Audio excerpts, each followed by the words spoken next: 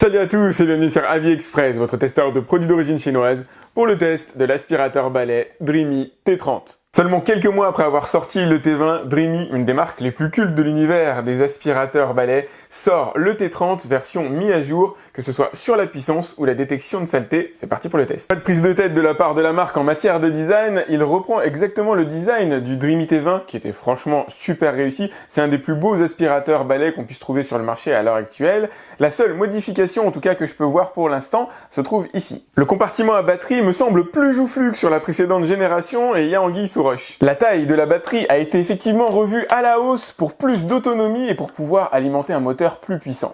Le moteur de 190 RW présent à l'intérieur de cet aspirateur en fait un des plus puissants du marché. Alors plus puissant que le Dyson V11 mais évidemment moins puissant qu'un Dyson V15. Attention, la puissance est un marqueur important mais ça ne fait pas tout. Évidemment il faut aussi du bon grattage notamment sur les tapis pour pouvoir déloger les saletés et les aspirer. Côté bac à poussière, pas d'évolution, on est toujours sur du 600 ml avec exactement le même système d'ouverture pour vidanger le bac en lui-même à mettre au-dessus d'une corbeille qui est tout à fait pratique. Pour désosser l'aspirateur, il y a une petite bague située sur le dessous, suffit d'appuyer, hop, et voilà. Il y a plusieurs niveaux de filtrage à l'intérieur, vous avez ici un filtre en métal lavable à l'eau, et toujours lavable à l'eau d'ailleurs, vous avez ici un filtre HEPA à particules fines et allergènes que vous allez pouvoir retirer. J'en profite pour vous montrer le compartiment de filtration avec les fameux petits cyclones. Veillez à bien le laisser sécher si vous le nettoyez à l'eau avant de le remettre à l'intérieur de l'aspirateur évidemment. À l'arrière, vous allez voir, il y a de la nouveauté. Vous avez ici un écran digital qui vous indique de manière très classique l'autonomie restante sur l'aspirateur balai et vous permet de choisir différents modes, le mode Eco, Medium et Turbo pour la puissance max, le mode Auto pour permettre à l'aspirateur de détecter automatiquement les saletés. Si vous appuyez sur le petit bouton au-dessus, vous passez en mode aspiration continue, il n'y a plus besoin d'appuyer sur la gâchette, vous rappuyez sur la gâchette pour enclencher. Et la nouveauté, c'est que vous avez un écran qui vous indique le niveau de poussière que vous avez sur les surfaces que vous êtes en train d'aspirer. Et là, visiblement, il détecte bien, puisqu'il est tout en bas, c'est normal, il est tout neuf, il n'y a absolument rien dans l'aspirateur. Dernier détail, il vous affiche l'autonomie restante en minutes aussi. La brosse grattante semble être identique à celle du T20, j'avoue que j'aurais aimé qu'ils mettent des petites lumières ici pour révéler les saletés. Pas forcément besoin d'ailleurs de mettre un laser comme l'a fait Dyson avec son V15, c'était un petit plus, mais une lumière simple, ça fonctionne déjà très bien.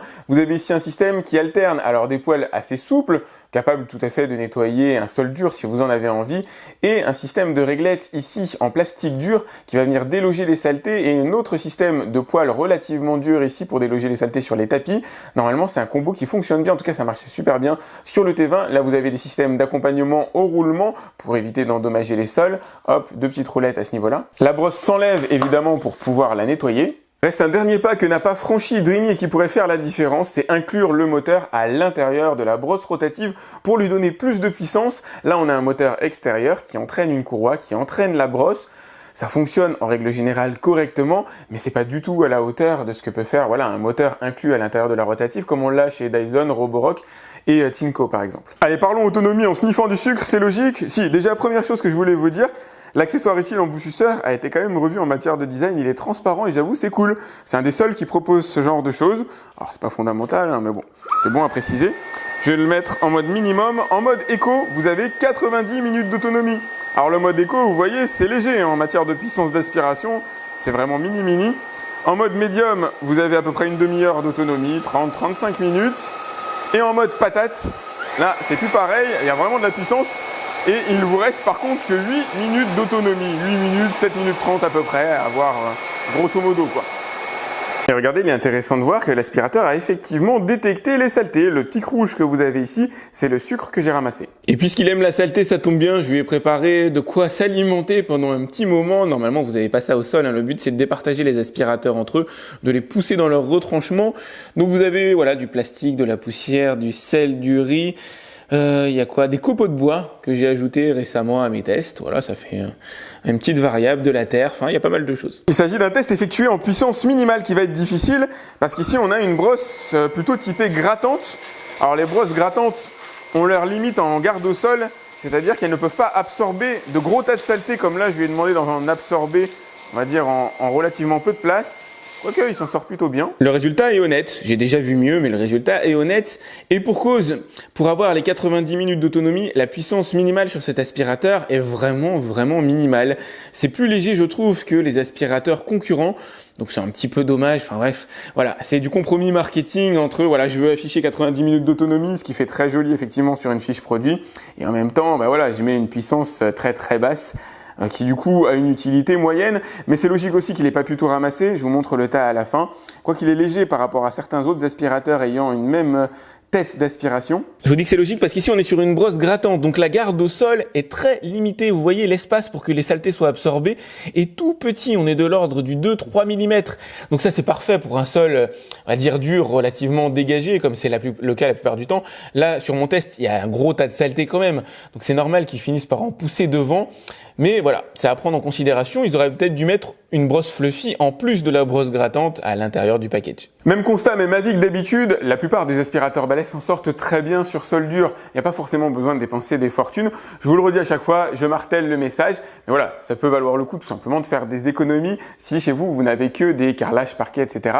Lui s'en sortira très bien aussi. Là, le test, c'est vraiment pour départager les aspirateurs entre eux. Et si vous vous retrouvez avec des tas de saletés comme ça chez vous, c'est qu'effectivement, il est temps d'investir dans un aspirateur. Allez, je vais quand même finir d'aspirer le sol, je vais le mettre en mode médium. Donc on a un peu plus de patates, mais ça chante pas encore énormément, hein. L'objectif c'est vraiment de garder la puissance pour les moments vraiment utiles, comme par exemple les tapis. En matière de design, il est cool. J'avoue que le côté fibre de carbone sur la tige ici, c'est très bien pensé, c'est une très bonne idée. La maniabilité est correcte, c'est pas la meilleure que j'ai pu voir jusqu'ici, mais ça roule bien, ça glisse bien, et surtout, on a des plastiques qui ne font pas trop de bruit. On n'a pas le sentiment, voilà, d'avoir un aspirateur tout plastique comme on pourrait l'avoir sur certaines marques. Et ça, j'avoue, c'est vraiment appréciable. Je pense que le bruit, vous l'entendez, enfin, vous pourriez l'entendre. En règle générale, ça tape sur le sol. Un aspirateur qui a un son vraiment très plastique, ça s'entend tout de suite, quoi. Enfin, c'est pas agréable, je trouve, alors que lui, il est plutôt sympa en roulage. Voici venu le moment que redoutent tous les aspirateurs balais. Je vais lui demander de ramasser sans se plaindre 100 grammes de saleté disposés sur un tapis. C'est un test réalisé en puissance max. C'est là qu'on va voir si c'est un beau gosse ou pas. Ah, exactement comme tous mes derniers aspirateurs balais, il galère, la tête s'arrête, c'est étrange, c'est pas le seul qui me l'a fait, Dyson me l'a fait aussi. Un peu le tapis, parce que je manque de recul, j'avais pas prévu de le faire dans ce sens-là, le test. Effectivement, dans ce sens, qui est peut-être pas à rebrousse-poil du tapis, et ben là ça fonctionne, la brosse marche. Allez, petit débrief, comme d'habitude, résultat à hauteur d'homme, nickel, on voit plus rien, ouais. C'est impeccable. Ça m'étonne pas trop de la part de Dreamy en même temps. Quand on commence à s'approcher, franchement, on voit pas grand chose non plus. Il va y avoir peut-être quelques grains de sel qui vont rester. Quelques petits résidus assis. Voilà, ici, j'ai 2-3 petits résidus qui traînent. Mais globalement, c'est du très bon travail. J'en attendais pas moins. Ce qui m'étonne vraiment, c'est que ça fait maintenant 3 aspirateurs balais dont la tête s'arrête sur mon tapis. Alors que c'est bizarre, des aspirateurs balais, j'en ai testé peut-être 60 à vue de nez, quelque chose comme ça, au moins 60. Et ça fait 3 des dernières générations qui sont programmées pour s'arrêter. Alors c'est une programmation, hein. Elle s'arrête pas magiquement. C'est parce qu'elle considère qu'il y a quelque chose qui gêne, qui entrave le moteur de fonctionner, à mon avis, pour protéger l'aspirateur. Tout simplement, la tête s'arrête. Ça fonctionne dans un sens de mon tapis, ça fonctionne pas dans l'autre. C'est arrivé pour le Dyson V15, c'est quand même pas n'importe qui. Et c'est arrivé aussi pour le Jimmy H8 Pro. Donc voilà, ça en fait un 3e. Je comprends pas vraiment cette programmation, mais bon, ma foi. Pourtant, c'est pas un tapis à poil long, hein. C'est un tapis voilà, relativement simple. Il y a peut-être 5 mm d'épaisseur.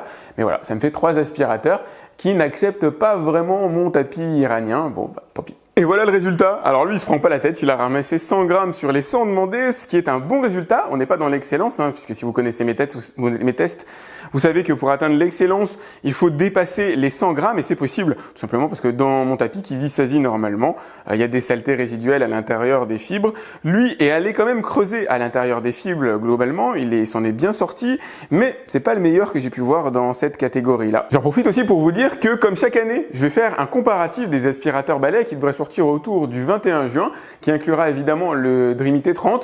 Donc je vais prendre les aspirateurs balais les meilleurs du marché, en tout cas les meilleurs que moi j'ai pu réunir, et je vais essayer de les comparer pour vous donner un ordre d'idée. Alors déjà, quel est le meilleur dans l'absolu, mais aussi quel est le meilleur rapport qualité-prix et quel est le meilleur en fonction des sols que vous avez chez vous. Comme d'hab, je vais aller faire un petit tour sous mon canapé pour tester en mode aspirateur à main la mini brosse grattante que vous avez juste ici, qui suit les différentes courbures que vous allez pouvoir lui faire prendre avec une alternance, non, il n'y a même pas d'alternance, c'est que des poils relativement souples. Alors ça, pour un coffre de voiture, ça risque d'être un petit peu léger. Pour un dessous de canapé, ça devrait aller. J'ai rajouté des saletés évidemment. Là, ce que je vais faire, c'est que je vais le mettre en mode auto. Il va déterminer lui-même la puissance qu'il doit adopter. Bon, là, il doit être en médium et ça fonctionne bien. Ah, il a accru la puissance d'aspiration en passant sur les saletés. Ouais. Il a bien détecté qu'il y avait des tas de saletés à certains endroits. Ok. Et là, il est globalement redescendu en puissance. Ah, là-bas, il augmente un peu. Donc le diagramme montre qu'il détecte bel et bien les saletés. Ça monte à chaque fois qu'il en trouve. Et si jamais je m'amuse à faire ça, ça veut dire que là, il n'y a aucune saleté normalement. Et bien regardez, le diagramme redescend tout en bas. Donc ça fonctionne bien. On est sur quelque chose d'assez réaliste, je trouve. Donc c'est déjà bien de la part de la marque. On n'est pas au niveau de Dyson, qui lui est capable de compartimenter, de segmenter les saletés et de vous dire quelle granularité vous avez ramassé. Est-ce que vous avez ramassé du très fin ou du plus épais? Maintenant, tout ça, ça reste globalement très marketing. Allez, dernier test, l'objectif est de voir à quelle distance des plaintes l'aspirateur est en mesure d'aller aspirer. Donc je vais le mettre en mode éco. Ah, ça a l'air d'être un bon élève. Je vais accroître la puissance pour le plaisir, mais c'est pas forcément utile. Affiché, on voit bien la courbe là, du sucre que je viens de ramasser. Le résultat, c'est vraiment très bon et ça, c'est le bénéfice de la brosse grattante. Alors, c'est pas le fait qu'elle soit grattante qui permet de ramasser le sucre, c'est justement la faible hauteur de garde au sol qui tout à l'heure était un désavantage pour ramasser un gros tas de saleté, mais qui devient un vrai avantage pour maximiser la puissance de succion, notamment en bordure de plainte et même en succion minimum où je trouvais que c'était assez léger comme puissance. L'aspirateur est en mesure vraiment d'aller au bord des plaintes, il doit pas rester grand chose et c'est pas si fréquent que ça. On va dire il y a un petit 50% des aspirateurs qui parviennent réellement à aspirer les plaintes comme lui vient de le faire. Dreamy sort de plus en plus de sa zone de confort et sa zone de confort c'était l'excellent rapport qualité-prix notamment sur sol dur pour aller viser les hauts de gamme. À une certaine époque je vous aurais dit pour aller viser Dyson mais c'est plus le cas. Aujourd'hui il y a tout un tas d'aspirateurs qui rentrent véritablement en concurrence avec Dyson. Vous le verrez à l'intérieur de mon comparatif et Dreamy est quand même bien placé. Et toutes ces nouvelles capacités que ce soit en puissance d'aspiration ou en technologie derrière comme par exemple la reconnaissance de saleté s'accompagne évidemment d'une hausse de prix. Je vous ai mis le lien directement dans la description pour aller voir combien il coûte à l'heure actuelle. Il reste tout à fait concurrentiel par rapport aux autres aspirateurs, mais on n'est plus dans l'univers, par exemple, d'un Dreamy V9 évidemment. Une chose est certaine, il mérite son titre de haut de gamme, mais fera-t-il le poids face à la concurrence? C'est ce que vous saurez dans quelques jours en vous abonnant à ma chaîne et surtout en cliquant sur la cloche pour être alerté lorsque je lance une nouvelle vidéo. Vous serez alerté lorsque le comparatif sortira. Je me dépêche, j'essaye de le faire bien, je suis encore en train de réfléchir aux différents protocoles que je vais mettre en place pour pouvoir les comparer. Mais bon, à mon avis, ce sera assez intéressant. Donc pensez à vous abonner, à cliquer sur la cloche pour être alerté. Regardez dans le lien que je vous ai mis dans la description le prix de celui-là, le prix des autres aspirateurs de chez Dreamy aussi, ça peut valoir le coup par rapport à vos besoins réels, si vous avez des sols durs, si vous avez des tapis. N'hésitez pas à liker cette vidéo, c'est important pour moi et je vous dis à très vite pour un nouveau test sur AliExpress. Salut!